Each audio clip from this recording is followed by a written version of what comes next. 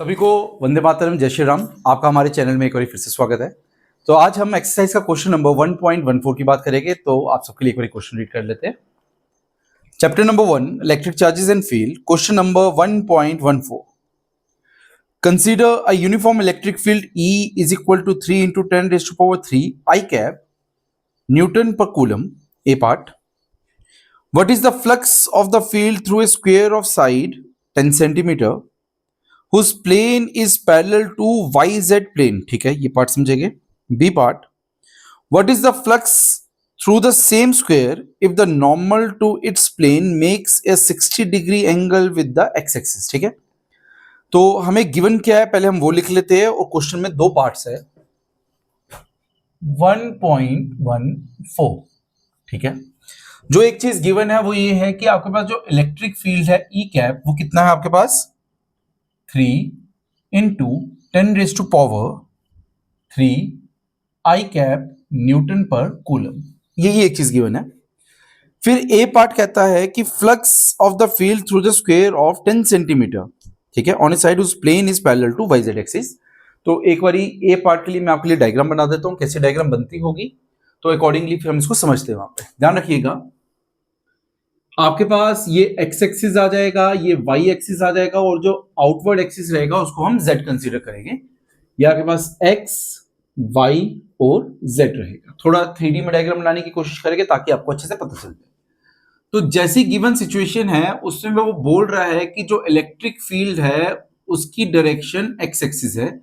तो यहां हमने जो इलेक्ट्रिक फील्ड बनाई है जिसका मैग्नीट्यूड क्या है 3 इंटू 10 रेज़ टू पावर 3, इसकी डायरेक्शन भी हम एक्स एक्सिस की टर्म में कंसीडर कर रहे हैं। ठीक है, वो कहता है वहां पे एक स्क्वायर पड़ा है जिसकी साइड कितनी है 10 सेंटीमीटर। ये मैंने स्क्वायर बनाता है, थोड़ा 3D फॉर्मेट में आपको ऑब्जर्व होगा।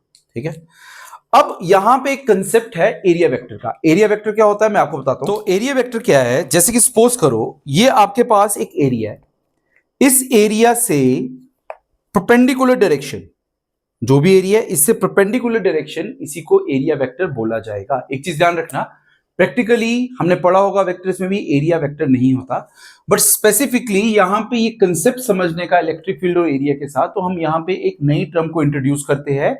उस नई टर्म का नाम है एरिया वेक्टर। और एरिया वेक्टर क्या हुआ, आपके पास ये जो भी एरिया है उससे जो भी परपेंडिकुलर डायरेक्शन, जैसे सपोज करो ये एरिया है, इससे परपेंडिकुलर डायरेक्शन क्या रही ये, अब इस डायरेक्शन को क्या बोला जाएगा एरिया वेक्टर।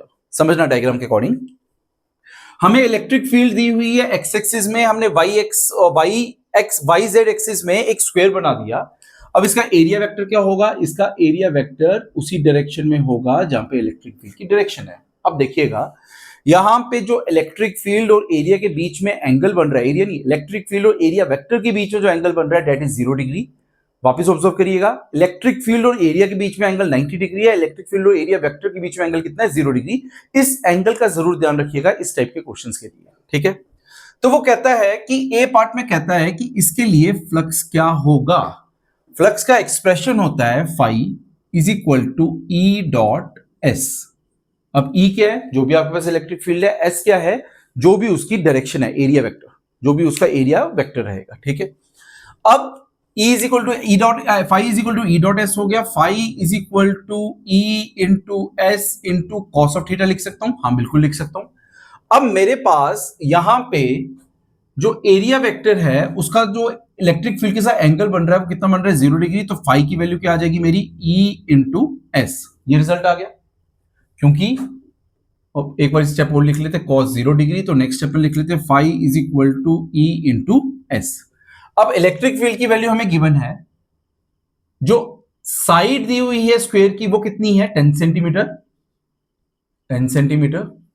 तो इसको अगर मेरे को मीटर में कन्वर्ट करना है तो L is equal to 0.1 metre बोल सकता हूं। तो ठीक है, तो फाई किसके बराबर हो जाएगा, ई की value 3 into 10 raise to power 3, और एरिया कितना होगा 0.1 मीटर का स्क्वायर, 0.1 मीटर का स्क्वायर। तो रिजल्ट आ जाएगा phi is equal to 3 into 10 raise to power 3 into 1/100। ये वाला पार्ट यहां से कट गया, तो phi is equal to 30 newton metre square पर कूलम। ये आपके पास फ्लक्स के लिए रिजल्ट रहेगा। ठीक है, इसके बी पार्ट में आते हैं। बी पार्ट के लिए वापस एक बार डायग्राम बना लेता हूं। अब बी पार्ट के लिए थोड़ा 2D फॉर्मेट में डायग्राम बनाएंगे। ये आपके पास इलेक्ट्रिक फील्ड। अब वो कहता है द स्क्वायर की जो साइड है वो कितना एंगल बना रही है, स्क्वायर की साइड से जो नॉर्मल है वो इलेक्ट्रिक फील्ड के साथ 60 डिग्री का एंगल बना रहा है। मतलब अगर ये आपके पास स्क्वायर की साइड है, इसका जो नॉर्मल है, नॉर्मल मतलब यहां पे एरिया वेक्टर की बात हो रही है एन कैप, इसके और इलेक्ट्रिक फील्ड के बीच में एंगल कितना है, 60 डिग्री। ध्यान रखना, अगर इसके और उसके बीच में एंगल 60 डिग्री है तो स्क्वायर और स्क्वायर की साइड और इलेक्ट्रिक फील्ड के बीच में एंगल कितना रहेगा, 30 डिग्री। ठीक है, तो बी पार्ट के लिए हमें वापस फ्लक्स निकालने को बोला है। Phi is equal to E dot S, angle कितना दिया हुआ है, गिवन है वो 60 degree. Phi is equal to E into S into cos of 60 degree. Phi is equal to E into S, cos 60 की क्या वैल्यू होगी, 1/2। Phi is equal to 3 into 10⁻³ into 1/100, ऊपर हम निकाल चुके हैं, इंटू 1/2। ये वाला पार्ट इससे कट जाएगा, ये 2 1 दा 2 5 दा, तो phi is equal to 15 newton metre square upon coulomb. तो ये हमारे पास क्वेश्चन नंबर 1.14 था। इसमें जिस चीज का आपको सबसे ज्यादा ध्यान रखना है वो ये है कि इलेक्ट्रिक फील्ड और एरिया वेक्टर के बीच में एंगल कितना बनता है। ठीक है, कभी कभी क्वेश्चंस में, जैसे इस गिवन क्वेश्चन में आपको एरिया वेक्टर और इलेक्ट्रिक फील्ड के बीच में 60 डिग्री का एंगल दिया होता है।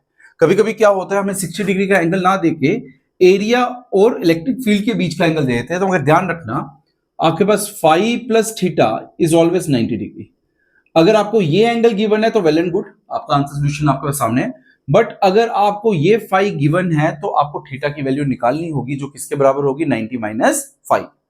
तो नेक्स्ट वीडियो में हम क्वेश्चन नंबर 1.15 की बात करेंगे, जो इसी के साथ कनेक्टेड क्वेश्चन है।